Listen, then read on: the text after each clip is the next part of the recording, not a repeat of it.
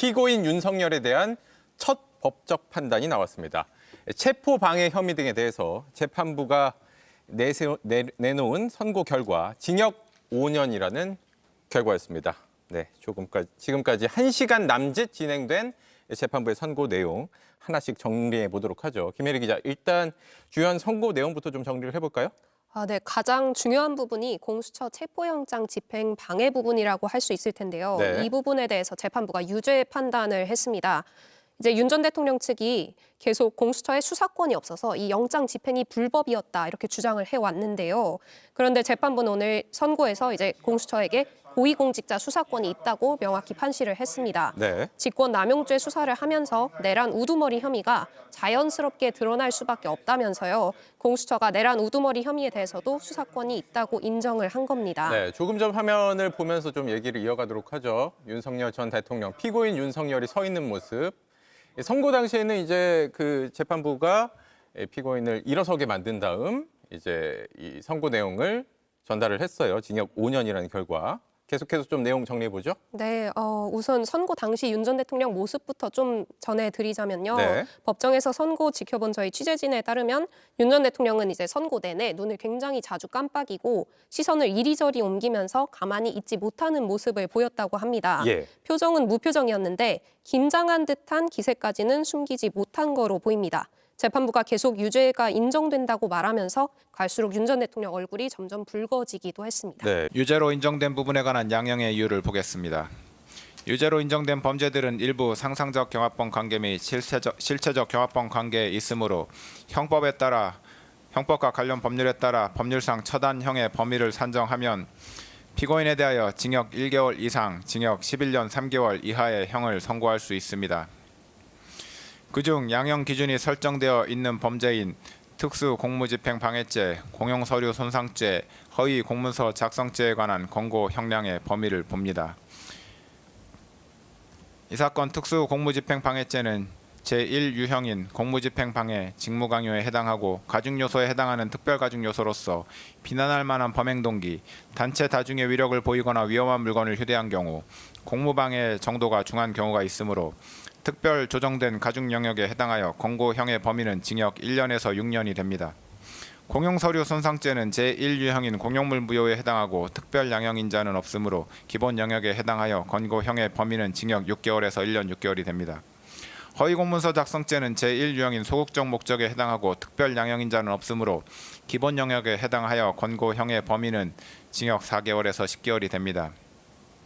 이에 대하여 다수범죄 처리 기준에 따른 권고형의 범위를 산출하면 징역 1년에서 징역 11년 3개월까지가 됩니다. 구체적인 양형 이유에 관하여 봅니다. 국가긴급권의 행사인 계엄 선포는 전 국가적 혼란을 초래하고 국민의 기본권을 다각도에서 침해할 위험성이 매우 크다 할 것이므로 국가적 위기 상황을 타개하기 위한 다른 수단과 방법이 없는 지극히 예외적인 경우에 한하여 이루어져야 합니다. 대한민국 헌법 및 계엄법에서 계엄 선포에 관하여 국무회의의 심의를 특별히 명시하고 있는 것 역시 이와 같은 위험성을 가진 대통령의 국가긴급권 행사 권한의 오남용을 막고 그 독단을 견제하기 위함이므로 대통령으로서는 계엄 선포 여부를 결정함에 있어 평시에 국가 현안에 관한 국무회의에 있어서보다 국무위원 전원의 의견을 더욱 경청하고 신중을 기하였어야 합니다. 그런데 피고인은 12.3 비상계엄 선포에 관하여 전례 없이 자신이 특정한 일부의 국무위원들에게만 국무회의 소집을 통지하여 국무회의를 개최함으로써 헌법과 계엄법의 규정을 정면으로 위반하여 통지를 받지 못한 국무위원들의 심의권을 침해하였습니다. 피고인은 이에 그치지 않고 더 나아가 계엄 선포에 관하여 헌법에서 정한 국무총리 및 관계 국무위원회 사전 부서가 적법하게 이루어진 것처럼 허위로 문서를 작성하는 데 가담하였고 이후 대통령 기록물이자 공용서류에 해당하는 이 문서를 적법한 절차에 의하지 않고 임의로 폐기하였습니다. 피고인은 대통령으로서 누구보다 헌법을 소화하고 법질서를 준수할 의무가 있는데도 도리어 헌법과 관련 법령에서 대통령의 독단과 권력의 남용을 방지하기 위하여 규정한 절차적 요건을 경시하는 태도를 보였으므로 이는 비난받아 마땅합니다. 한편 피고인은 대통령으로서 법질서를 존중할 의무를 부담하는데도 이를 저버린 채 비상계엄 선포와 관련한 범죄 혐의로 수사를 받는 과정에서 경호처 소속 공무원들을 이용하여 자신에 대한 수사기관의 적법한 영장 집행을 저지하거나 증거인멸을 시도하였습니다. 특히 피고인은 자신이 대통령으로서 가지는 막강한 영향력을 남용하여 경호처 소속 공무원들로 하여금 적법한 영장 집행을 저지하게 하였는데, 이는 일신의 안위와 사적인 이익을 위하여 대한민국에 충성하는 경호처 소속 공무원들을 사실상 사병화한 것입니다. 이와 같은 공무집행 방해 범행은 정당한 공권력 행사를 무력화시키고 국가의 법질서 기능을 저해하는 중대한 범죄에 해당하는 점, 피고인이 범행에 이르게 된 경위, 구체적인 범행 내용 등에 비춰 보면 피고인의 죄질이 매우 좋지 아니합니다. 그런데도 피고인은 이 사건 범행에 관하여 납득하기 어려운 변명으로 일관하면서 자신의 잘못을 반성하는 태도를 전혀 보이고 있지 아니합니다. 이와 같은 점들에다가 당시 대통령이었던 피고인의 이 사건 범행으로 인하여 훼손된 법치주의를 바로 세울 필요성이 있는 점 등을 더하여 볼 때 피고인에게는 그 죄책에 상응하는 엄중한 처벌이 필요합니다. 다만 허위 공문서 작성, 대통령 기록물 관리에 관한 법률 위반 및 공용서류 손상 범행의 경우 피고인이 적극적으로 범행을 주도하거나 확정적인 계획하에 범행하였다고는 보기 어려운 점, 형사처벌을 받은 전력이 없는 초범인 점 등을 피고인에게 유리한 정상으로 참작하고, 그 밖에 피고인의 나이, 성행, 환경, 범행의 동기와 경위, 수단과 결과, 범행 후의 정황 등 이 사건 기록과 변론에 나타난 양형의 조건이 되는 여러 사정들을 종합하여 형을 정하기로 합니다.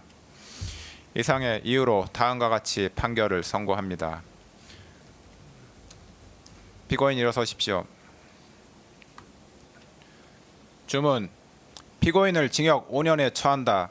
이 사건 공소 사실 중 허위 작성 공문서 행사의 점 및 허위 공보 관련 직권남용 권리 행사 방해의 점은 각 무죄. 피고인은 이 판결에 불복이 있으면 오늘부터 7일 이내에 이 법원에 항소장을 제출하여 항소할 수 있습니다. 이상으로 판결 선고를 마쳤습니다. 피고인은 퇴정하십시오.